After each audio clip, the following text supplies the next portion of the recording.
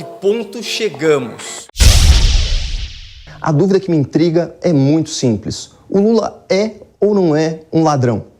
Eu gostaria muito de saber a sua opinião, portanto eu peço que você visite o canal Caio Coppola no YouTube e o meu Instagram, que é @boletimcoppola. Por favor, deixe seu comentário, marque seus amigos e compartilhe esse conteúdo nas redes e nos grupos de WhatsApp e Telegram, para que mais pessoas também possam contribuir com essa discussão tão importante para a nossa democracia.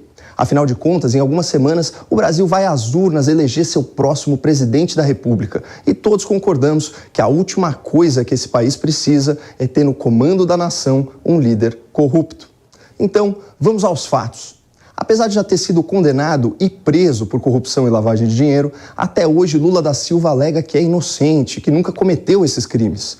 Muito convencido das suas próprias qualidades, o petista fez a seguinte afirmação em 2016. Tem uma coisa que eu me orgulho nesse país, e não bate a cabeça para ninguém, é que não tem nesse país uma viva alma mais honesta do que eu. Nem dentro da Polícia Federal, nem dentro do Ministério Público, nem dentro da Igreja Católica, nem dentro da Igreja Evangélica, nem dentro do sindicato, nem no meio de vocês. Pode ter igual, mas eu duvido. Mesmo se autodeclarando um símbolo da honestidade, um modelo de caráter, Lula foi julgado e condenado por 10 juízes, desembargadores e ministros em 3 instâncias diferentes da Justiça e passou 580 dias hospedado na Polícia Federal de Curitiba. Mas então, em 2019, para a surpresa e espanto de muita gente, o STF, cuja maioria dos integrantes foi indicada pelo PT, decidiu que criminosos poderiam aguardar o andamento dos seus processos em liberdade. Ato contínuo, Lula foi solto. Pouco tempo depois, esse mesmo STF anulou as ações penais contra Lula da Silva por questões processuais. E por ele ser um senhor de idade, com mais de 75 anos, alguns crimes investigados prescreveram. Ou seja, o Estado perdeu o seu direito de punir em razão da passagem do tempo. Mas a gente sabe que nada disso tem o poder de apagar o passado. Daí a pergunta que não quer calar. O Lula é ladrão? Claro que, se nós ouvirmos apenas a opinião de desafetos e de adversários, a resposta pode ser um pouco enviesada. Por isso, eu só vou trazer para vocês o relato de pessoas muito próximas ao Lula e de atuais aliados do petista. Começando pelo Ciro Gomes, um expoente da esquerda brasileira que já foi inclusive ministro de Lula. Segundo a orientação unânime do seu partido, Ciro declarou apoio a Lula no segundo turno. Mas vejam o que ele dizia na sua pré-campanha em julho. A estrutura judiciária brasileira é extremamente permeável a um bom advogado, com grana por trás, etc, etc. E daí, é o que deu. Agora o Lula apodrece onde ele bota a mão. O Lula destruiu o PCdoB. Mas ele é corrupto ou não é corrupto? Não, rapaz, se você me perguntar se ele é corrupto, eu acho que ele é corrupto. Eu sei que ele é corrupto. Eu apenas quero indicar que ele, para além de ser corrupto, é um grande corruptor. Contraditório mesmo é declarar apoio a um encantador de serpentes que você diz saber que é corrupto e que vai apodrecer o Brasil. Mas enfim, outra ex-presidenciável que anunciou voto em Lula no segundo turno foi a senadora Simone Tebet. O Lula não tem a capacidade de fazer um meia-culpa, né, como grande orquestrador do até então maior escândalo da história da República, que foi o Petrolão. Não vamos aqui dourar a pílula. Nós estamos falando de um governo que primeiro usou o mensalão como mesada para comprar o Congresso Nacional, depois, numa reeleição para se manter no poder, um Petrolão dividindo com partidos políticos. É verdade essa culpa.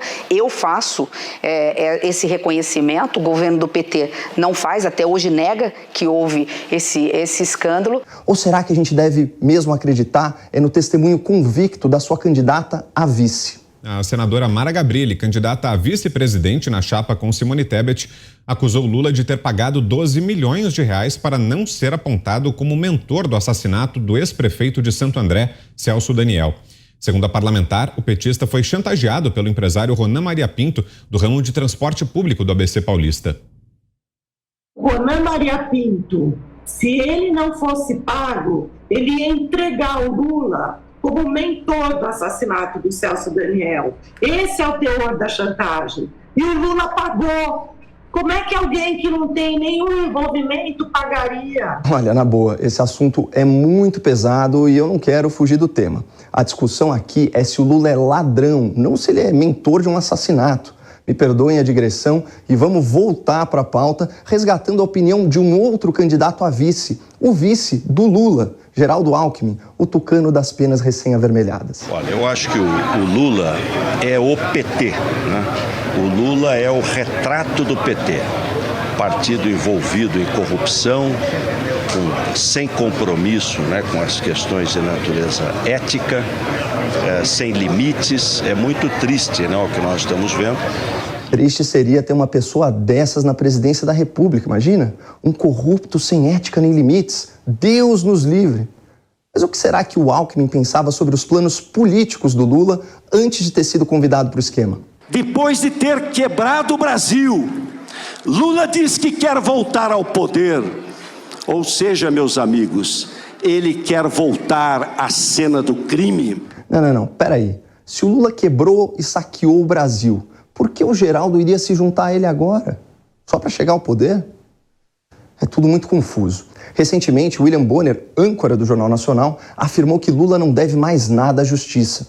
Já o ministro Gilmar Mendes, do STF, elogiou a defesa de Lula no tribunal e chorou ao prestar uma homenagem ao principal advogado do petista. Mas o engraçado é que essa mesma emissora e esse mesmo magistrado tinham um discurso muito diferente há pouco tempo. Por isso que se defende com tanta força as estatais.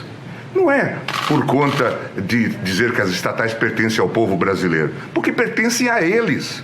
Eles tinham se tornado donos da Petrobras. Esse era o método de governança.